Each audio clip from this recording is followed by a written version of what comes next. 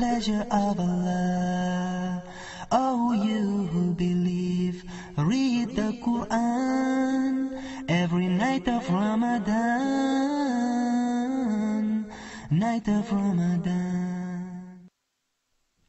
Ramadan Mubarak, and welcome to Ramadan Reminders. I'm Yusuf Estes, and I wanted to remind myself and all of us the importance of giving sadaqah, of giving charity. You know, it's not just in Ramadan, it's all year long, isn't it? That we have the responsibility as Muslims to care for those that are impoverished, those that are poverty-stricken, those that are not able to care for themselves. They need help. And it's our responsibility to take care of the miskin, or the masakin, those that are poor. And I wanted to give you a couple of examples of that so you can realize the gravity of this situation. You can get a lot of reward from Allah by giving charity. And Allah can take a lot of things away from you that were hurting you, damaging you, remove difficulties from your life because you're helping to remove difficulties from the lives of others. And I'd like to give you one example of what happened to me when I was in Medina al-Munawwara one time. I was visiting in Saudi Arabia, and while I was at the masjid there's a big mosque, a beautiful place, and it's called the Mosque of the Prophet. And I was right there, and I was in what's called Hajj, or the pilgrimage, really thinking so hard about ways to get extra rewards during my pilgrimage or Hajj. So I put some bills in my pocket, some of the Saudi money, they're called riyals, and I had some riyals in my pocket. And as I was walking away from the prayer, I'd left the prayer and had started going back to my hotel, I saw the people crowded this way, that way, and there was a lady, an old lady, and she had her hand out like this, going around to everybody, going around, coming around, and I thought, oh, look at this lady bothering everybody, you know, with her, you know, having her hand out begging, because they have like almost professional beggars, you know, that are running around different places. And so I thought, okay, let me just escape around here. So I went around the back side of the crowd and came around the other side. I said, ha, I got by this lady. I didn't have to, you know, be bothered by her. And then it hit me. I said, what am I doing? I put money in my pocket to give to the poor. That lady was a beggar. That was my best opportunity right there. Regardless of what she's going to do with the money, she put her hand out. All I had to do is put it in, and I wouldn't be worried about it now. I said, oh, I need to go back and give some money to that old lady. And, you know, regardless, again, what she does with it, that's her business. But she's asking, and it's my job to do what?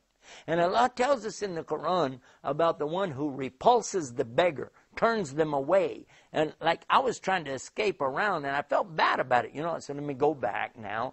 I pulled out the few riyals that I had, and I was going to go give it to her. And where is she? She was gone. She was right there. I just turned my back. I said, no, okay, this lady might be faster than I thought. So let me go over this way. And then I went over there, and then back over here. And I walked the whole entire length of the masjid and back again. And I went down the other side and looked, and not only I couldn't find that lady, I couldn't find any beggars anywhere. I said, well, because this time of the year, you know, in the Hajj season, the beggars are everywhere. I said, okay, let me just go across the street to the hotel. There's plenty of people out in the streets out there. There'll be some beggar, you know. So I started walking across the street looking and there's no beggars, man. There's no beggar anywhere. There's nobody.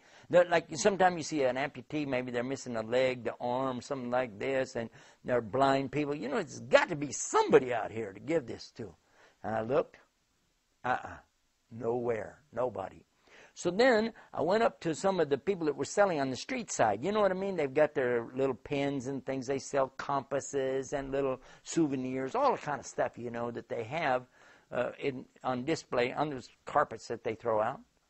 And I asked a guy, he looked pretty poor, you know. I said, do you accept charity? He looked at me like, no, I work. I said, okay. I asked somebody else, could I give you charity? He said, no. I work. I don't take charity.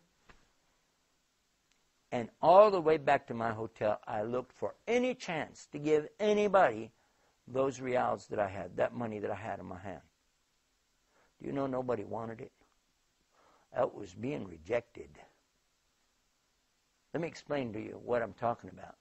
It means that when you give charity, that means Allah accepted it from you.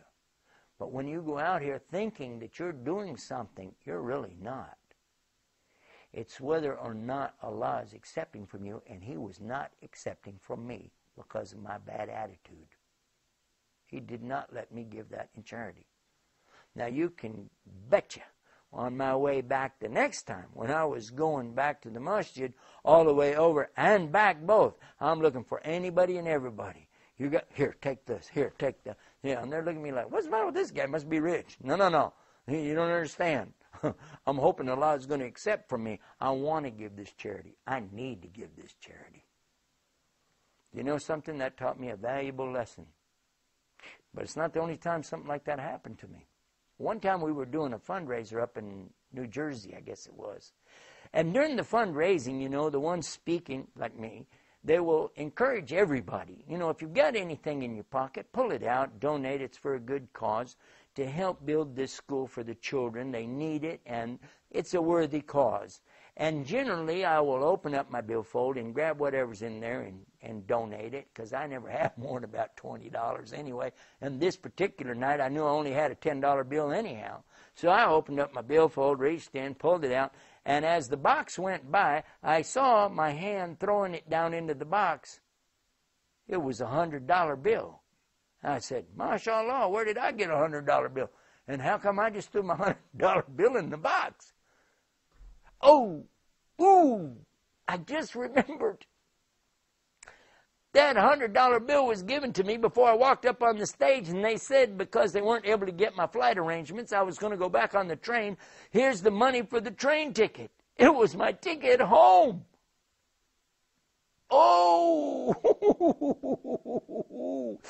Oh, snap. What am I going to do now? All right. Now, okay, I can go to the... No, could I have the... in front of... 400, 500 people, you're going to say, can I have my money back? That's not going to help fundraising, is it? I was thinking, oh, man, I need that $100. How am I going to get home? I don't have...